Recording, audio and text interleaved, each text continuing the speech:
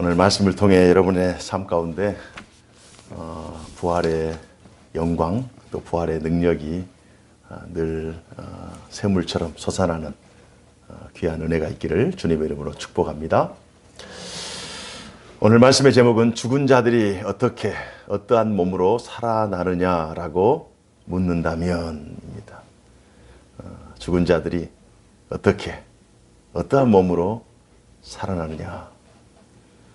어떤 사람들이 여러분들에게 묻는다면 여러분들은 어떻게 대답하겠어요? 오늘 말씀을 잘 들으면 그에 대한 대답이 있습니다.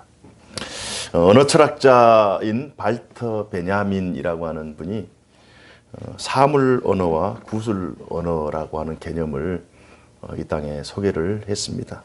그가 주장하는 것은 그가 창세기 1장에서 3장을 읽다가 깨닫는 내용인데요.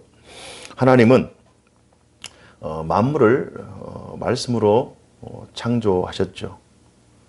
모든 만물을 말씀으로 창조하신 다음에 유일하게 인간만 하나님께서 손으로 지으시고 또 대화를 할 수 있는 유일한 언어 소통의 대상으로 삼으셨습니다. 그래서 온 땅에 있는 모든 만물들은 다 하나님께서 말씀으로 창조하셨기 때문에 그 만물들 가운데는 그 언어적인 속성들이 그 안에 내재되어 있어요. 그래서 이걸 이제 사물 언어라고 하는데요. 이 아담에게는 하나님과 소통하고 하나님의 지혜와 하나님의 뜻을 깨닫는 특별함을 주셔서 이 아담이 하는 일은 이 사물 언어들을 자신이 하는 구술 언어로 얘기를 하게 되면 그 사물들이 언어적인 속성이 창조할 때 하나님께서 그 언어적인 속성이 그 피조물 속에 다 스며 있던 것들이 아담이 말하는 이 언어적인 소통을 통해서 그들의 존재가 되는 거예요. 코끼리를 코끼리라 하고 나무를 나무라 하고 강을 강이라 하고 산을 산이라 하는 하나님께서 하나님과 소통하는 인간들에게 그런 특별한 능력을 주셔서 인간이 말하는 그 구술 언어로 말미암아 사물 언어들의 존재가 드러나는 거예요. 그걸 창세기 1장에서 3장 그 말씀을 읽으면서 모든 피조물 가운데는 그런 언어적인 그런 속성들이 내재되어 있다. 하나님께서 말씀으로 창조하셨기 때문에. 이걸 이제 발터 베냐민이 발견합니다.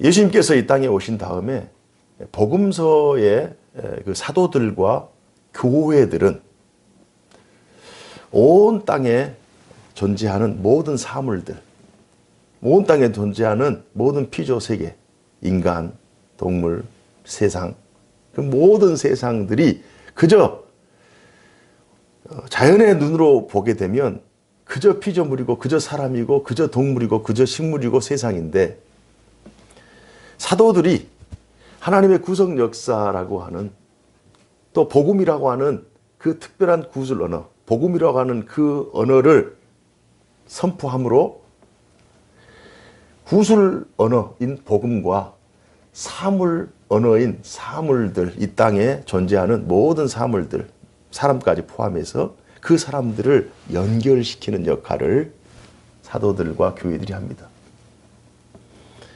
그래서 하나님의 말씀, 하나님의 복음이 선포될 때 그저 복음이 선포되기 전에는 그저 피조물이고 그저 자연이었는데 이런 하나님의 말씀이 선포되면서 복음과 하나님의 피조 세계가 연결되므로 이 피조 세계가 하나님을 알게 되고 또 하나님의 통치가 피조 세계 가운데 지금도 유지되고 있다라고 하는 이 사실이 드러나는 거예요.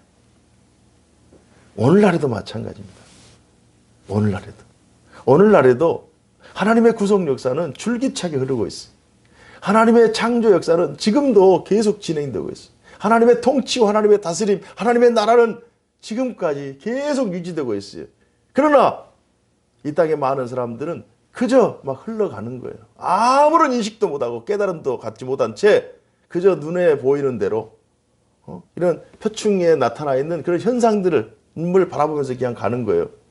그러나 하나님의 복음이라고 하는 특별한 구슬 언어가 어떤 사람에게, 하나님이 택한 백성에게, 하나님의 구속 역사에 참여하는 사람들에게 떨어지면 그의 눈이 밝아져서 세상을 하나님의 관점으로 바라보게 되고 이 세상 속에 임마누엘 하시는 하나님을 깨닫게 되는 거예요.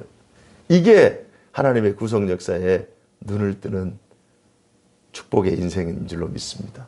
이런 역사가 오늘도 진행되고 있는 거예요. 이러한 사실을 발터 베냐민만 알고 있는 것이 아니라 온 땅에 충만하신 하나님의 구속 역사에 눈을 뜬 다윗도 알고 있었죠. 다윗이 시편 19편에 이런 놀라운 고백을 하잖아요. 하늘이 하나님의 영광을 선포하고 궁창이 그의 손으로 하시는 일을 나타내는도다. 날은 날에게 말하고 밤은 밤에게 지식을 전하니 언어도 없고 말씀도 없으며 들리는 소리도 없으나 그의 소리가 온 땅에 통하고 그의 말씀이 세상 끝까지 이르도다. 창조주 하나님과 이 피조 세계가 연결되어 있고 하나님은 창조 이후부터 지금까지 쭉 줄곧 우리와 동행하고 이 세상을 통치하고 주관하셨는데 사람들이 그것을 모르고 막 지나가는 거예요. 그러나 하나님의 구속 역사에 눈을 뜨면 하나님의 실존이 우리 옆에 있고 또 우리 가운데 숨겨져 있는 하나님의 그 구속의 속성들이 막 드러나는 거예요. 그러면서 하나님을 하나님으로 고백하게 되고 세상을 하나님의 관점으로 성경적인 관점으로 바라보게 되면서 새로운 인생을 살게 되는 것입니다. 그래서 하나님의 구속 역사와 우리의 삶을 연결시키는 것이 굉장히 중요합니다. 이 굉장히 중요한 거예요. 그래서 오늘 말씀도 그러한 관점에서 함께 살피면 은혜가 될 줄로 믿습니다. 이러한 사실을 깨닫는 사람들은 지혜로운 자예요. 이런 사실을 깨닫는 사람들은 하나님의 택한 백성이에요. 그러나 이런 사실을 깨닫지 못하는 사람들이 하는 질문이 35절입니다. 35절에 누가 묻기를 죽은 자들이 어떻게 다시 살아나며 어떠한 몸으로 오느냐라는 이러한 질문을 하는 거예요. 누가 묻기를. 이 사실을 깨닫지 못한 사람들이, 죽은 자들이 어떻게 다시 살아나며 어떠한 몸으로 오느냐. 그들은 실체 이면에 어떤 실체의 원형이 있다는 사실을 간과하고 있는 거예요. 깨닫지 못하는 거예요. 보이는 것이 다가 아니라 보이는 이면에 또 다른 그 실체의 원형이 존재하고 있다. 하나님께서 그 뜻대로 형체를 주시되 각 종자대로 각 원형대로 그 실체가 드러나도록 하나님께 창조하셨어요. 그래서 오늘 말씀에 바울은 그 부분을 자세하게 설명하고 있어요. 그래서 원형이란 자신의 근본, 자신의 소속, 자신의 근원대로 실제가 존재한다는 거예요. 39절에서 41절을 우리 다 같이 한번 읽어봤으면 좋겠어요. 우리 다 같이 읽읍시다. 시작. 육체는 다 같은 육체가 아니니 하나는 사람의 육체요, 하나는 짐승의 육체요, 하나는 새의 육체요, 하나는 물고기의 육체라. 하늘에 속한 형체도 있고 땅에 속한 형체도 있으나 하늘에 속한 것의 영광이 따로 있고 땅에 속한 것의 영광이 따로 있으니 해의 영광이 다르고 달의 영광이 다르며 별의 영광도 다른데 별과 별의 영광이 다르도다. 그러면서 모든 만물이 각자의 그러한 형체 또 그러한 형상, 그러한 존재, 영광, 육체 이게 다르다고 하는 사실을 바울이 밝히고 있습니다.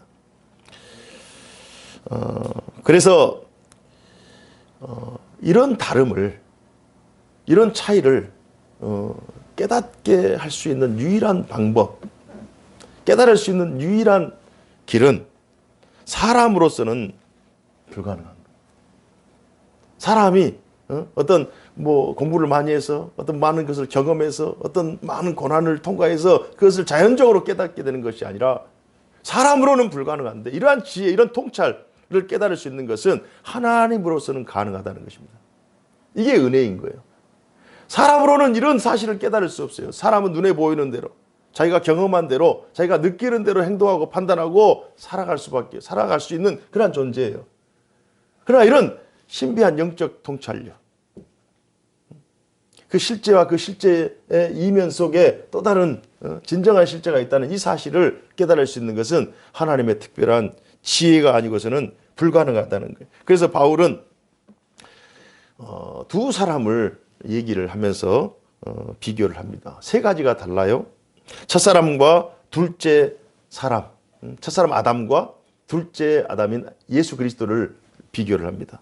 그래서 세 가지가 다른데 첫 번째는 근원이 다르고요. 두 번째는 소속이 다르고 세 번째는 영광이 달라요. 첫 번째 사람은 흙에서 났습니다. 두 번째 아담은 하늘에서 나왔어요. 근원이 달라요. 출처가 달라요. 소속이 다릅니다. 첫 번째 사람은 땅에 속해 있어요. 그러나 두 번째 아담은 하늘에 속해 있어요. 영광도 달라요. 첫 번째 사람은 이 세상에 속한 영광이고 두 번째 예수 그리스도는 하늘에 속한 영광이에요. 둘이 달라요. 둘이 달라요. 똑같은 아담, 똑같은 이 세상의 대표성을 가지고 이 땅에 오셨지만 그러나 아담의 영광이 있고 예수 그리스도의 영광이 다르고 아담의 소속이 다르고 예수 그리스도의 소속이 다르고 아담의 근원이 다르고 예수 그리스도의 근원이 다르다는 거. 이걸 깨달을 수 있어야 된다. 다르다. 다름이 존재한다. 눈에 보이는 것이 다 똑같은 것이 아니고 그 이면에 또 다른 것이 또 다름이라고 하는 다른 것이 존재한다라고 하는 이 사실, 이 자각을 갖는 것이 중요한 거예요. 정리하면 첫사람 아담은 생명이 되었지만 둘째 아담은 사람을 살려주는 영이 되었다. 첫 번째 아담은 그냥 생명 그 자체가 되었어. 그래서 하나님 앞에 하나님께서 모든 만물을 창조하시고 언어로 창조하시고 또 그 언어적인 속성들을 다 내재하셔서 아담이 생명된 아담, 특별한 아담이잖아요. 모든 피조물들은 다 말씀으로 창조했는데 유일하게 손으로 창조하시고 유일하게 하나님과 소통할 수 있는 특별한 사람이 아담인 거예요. 그 아담도 특별하지만 그러나 그 아담은 생명만 존재한 거예요. 그래서 생명을 그 위대한 생명을 가지고 하나님의 창조한 그 피조물들을 구슬 언어와 샤먼 언어로 전환시키는 거예요. 이 역할을 한 거예요.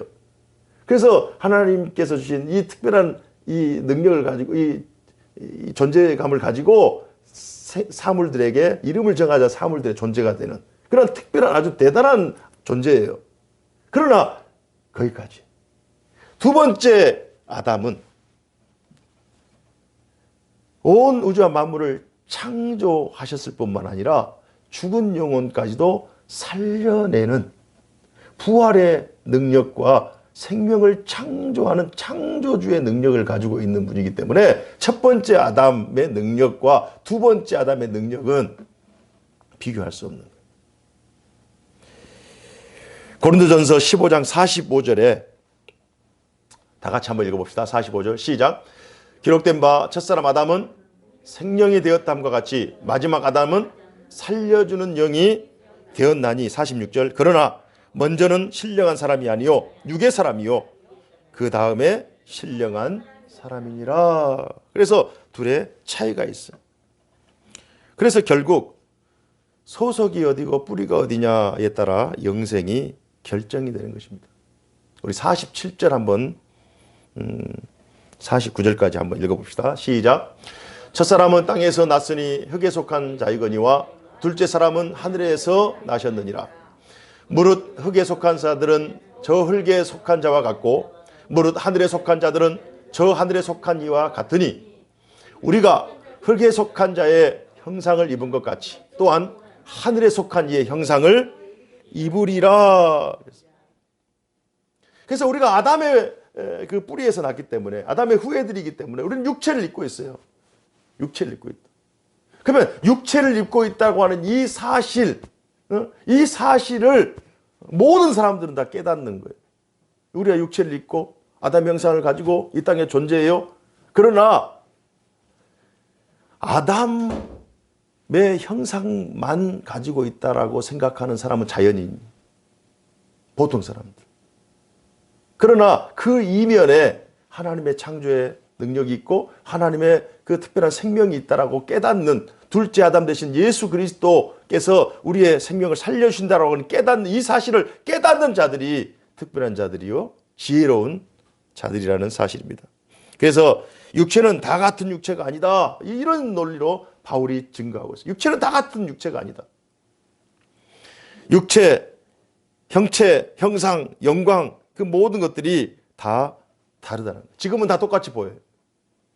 지금은 신자나 비신자나 믿는 사람이나 자연이나 다 똑같은 것 같아요. 교회나 뭐 세상이나 다 똑같은 것 같아요. 믿는 사람이나 믿지 않는 사람 다 똑같은 것 같아요. 특별하게 뭐 변별된 것이 없는 것 같아요. 코로나가 오면은 마스크를 써야 되고, 배고프면 먹어야 되고, 또 피곤하면 쉬어야 되고, 우리에게 전혀 부활의 어떤 증거라든지 흔적이라든지 믿는 자의 어떤 특별함이라든지 독특함이 별로 드러나지 않는 것 같아요. 그러나 그날이 되면, 마지막 순간이 되면, 마지막 순간에 새로운 존재로 둘이 나눠지게 되는 거예요. 인간의 그 형상, 인간의 그런 형체만을 바라봤던 그러한 이 세상에 속한 사람들, 땅에 속한 사람들은 자신들이 믿는 그 믿음대로 부활의 영광에, 영광스러운 부활에 참여하기보다 사망의 부활, 둘째 사망의 부활에 참여하는 그런 안타까운 순간을 직면하게 될 것입니다. 그래서 바울은 죽은 자의 부활에 대해서 언급하는데요. 죽은 자의 부활, 여러분, 죽은 자의 부활, 이 말이 되는 것 같지만 이 말은 모순이요, 역설입니다. 죽은 자는 이미 다 죽어 있는데, 그러니까 세상 사람들은 죽으면 끝이라고 생각하는 거예요. 죽은 자, 그러니까 죽으면 끝이에요. 죽음이 끝이기 때문에 죽지 않으려고 하고 살려고 하고 살아있을 때 누리려고 하는 것들이 이 세상의 가치관인 거예요. 이 세상 사람들의 세상 살이 죽었다, 그럼 죽음이 끝인 거예요. 그런데 죽은 자가 다시 살아난다, 이게 세상 논리로는 이해가 안 되는, 납득이 안 되는 거예요. 죽은 자의 부활이라고 하는 것은 굉장히 모순이고 역설적인 말입니다. 그러나 이것을 뛰어넘어야 돼요. 죽었다가 다시 살아난다, 부활한다라고 하는 이 개념을 통째로 이걸 수용할 수 있는 자, 그것이 저절로 자연스럽게 수용되는 자가 지혜로운 자요, 은혜로운 자인 줄 믿습니다. 여기에서 변별이 일어나는 거예요. 죽은 자로 끝나버리면 이 세상에 속한 자요, 이 세상 하늘, 이 땅에 속한 영광만을 추구하는 자예요. 바울은 끝이라고 생각했는데 끝이 아니라고 하는 그 사실이 있다는 것을 나열하고 있어요. 우리 42절 우리 다시 한번 보십시다. 42절 다 같이 읽습니다. 시작. 죽은 자의 부활도 그와 같으니 썩을 것으로 심고 썩지 아니할 것으로 다시 살아나며, 욕된 것으로 심고 영광스러운 것으로 다시 살아나며, 약한 것으로 심고 강한 것으로 다시 살아나며, 육의 몸으로 심고 신령한 몸으로 다시 살아나느니 육의 몸이 있은즉 또 영의 몸도 있느니라. 할렐루야. 육의 몸도 있고 영의 몸도, 신령한 몸도 있다. 이게 이제 바울이 전체 구약과 복음과 또 복음 대신 예수 그리스도를 겪어오면서 자신이 하나님의 말씀을 통해 깨달은 진리인 거예요. 세상 사람들은 육의 몸만 있다고 생각하는 거예요. 이 세상만 존재한다고 생각하는 거예요.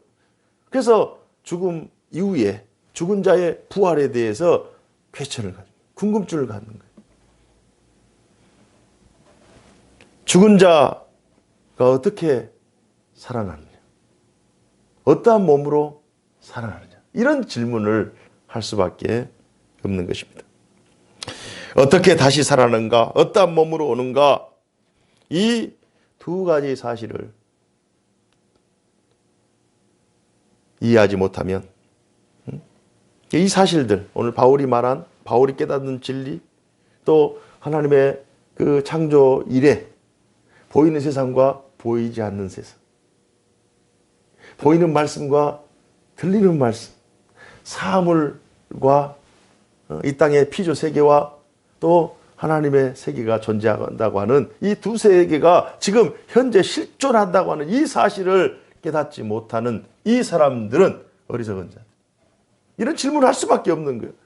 그 반면에 두 세계가 존재한다. 하나님의 임마누엘의 현장이 오늘 우리가 앉아 있는 것이고 여러분이 생활하는 것이고 우리에게 하나님께서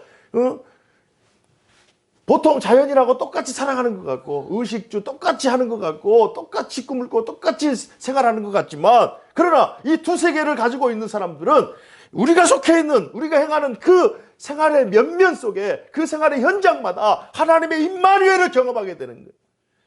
공부하는 학생들은 그 공부하는 과정이 힘들고 어렵지만 그러나 그 가운데도 하나님의 임마누엘의 축복을 경험하게 되는 거예요. 직장생활 하는 사람들은 힘들고 피곤하고 짜증날 때도 있지만 스트레스도 있지만 그러나 그 가운데 나를 도우시고 나와 함께 하시고 나를 구원하시는 하나님의 임마누엘을 깨닫게 되는 거예요. 병약해서 정말 두려움과 죽음의 두려움과 공포 가운데 있다 할지라도 그러나 이 하나님의 구속 역사를 깨닫는 사람은 하나님이 이 고난 가운데서 나와 동행하신다. 하나님은 합력하여 선을 이루시는 분이시다. 하나님은 반드시 나를 통한 하나님의 구원을 이루시고 하나님의 그 계획하신 뜻을 선한 길로 인도하신다라고 하는 그 사실에 대한 확신이 있는 거예요. 이게 가장 지혜로운 자. 이 두 세계를 깨닫고 그 세계 속에 우리가 동참하고 있다. 저는 우리 사랑의 교회가 또 여러분 우리 교인들이 함께 동참하고 있어서 너무나도 감사해요. 정말 힘들고 어려운 신앙생활 가운데서도 하나님 앞에 예배드리고 또 하나님 앞에 감사하고 하나님이 주신 삶의 현장에서 최선을 다해 하나님의 나라와 의를 구하려고 최선을 다하는 여러분들이 이런 두 세계를 경험한 자들이요 지혜로운 자들이요 땅에 속한 영광을 구하는 자들이 아니라 하늘에 속한 영광을 구하는 자들인 줄로 믿습니다. 그래서 신자의 자기 정체성에 긍지와 자부심을 갖는 것이 은혜인 거예요. 하나님께서 나를 창조하시고 하나님께서 나를 사랑하셔서 하나님을 인식하게 하시고 피조물이 하나님을 모르고 그냥 자기의 소속도 근원도 또 자기의 상급도 알지 못하고 자기의 영광도 알지 못하고 거저 왔다 거저 가버리는 사람이 있는가 하면 자기가 어떤 존재인지 자기가 얼마나 귀하고 복된 존재인지 자기의 소속이 어디인지 근원이 어디인지 자기의 그 영광의 궁극적인 영광이 무엇인지를 알고 살아가는 사람, 그러면 인생의 의미와 가치를 깨달으면서 얼마나 행복하고 행복감이 넘치는 그런 삶을 살겠어요. 신자가 자기가 누구인가? 나는 죄로 인하여 죽을 수밖에 없는 존재이지만 예수 그리스도의 구속과 하나님의 의로 나는 다시 살아날 부활의 영광을 가진 자이다 라고 하는 이런 자기 정체성을 가지고 사는 사람들이 복된 자인 줄로 믿습니다.